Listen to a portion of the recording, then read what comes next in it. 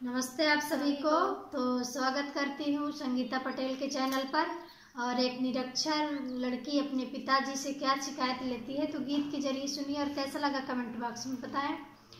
हम काया घाटे के बनाया नहीं पढ़ाया बाबूजी, हम काया घाटे के बनाया नहीं पढ़ाया बाबूजी, नहीं पढ़ाया बाबूजी,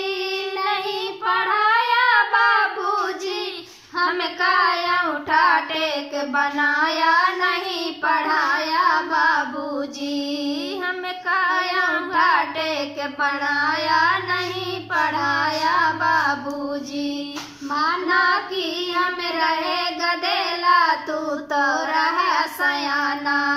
माना कि हम रहा गदेला तू तो रहा सयाना,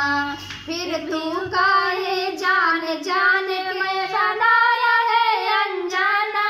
जिंदगी माटी मोर कलाया नहीं कढ़ाया बाबूजी, जिंदगी माटी मोर कराया नहीं पढ़ाया बाबूजी, हम काया उठा टेक बनाया नहीं पढ़ाया बाबूजी। तनिको आज पढ़ाए होते हमहुन होते अफसर,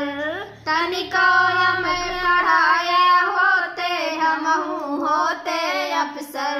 बंगला गाड़ी नौकर चाकर होते आगे पीछे, तू तो खेतवार रोज गड़ाया नहीं पढ़ाया बाबूजी, हमसे खेतवार रोज गड़ाया नहीं पढ़ाया बाबूजी, हम काया उठा टेक बनाया नहीं पढ़ाया बाबूजी, नहीं पढ़ाया बाबूजी, नहीं पढ़ाया बाबूजी,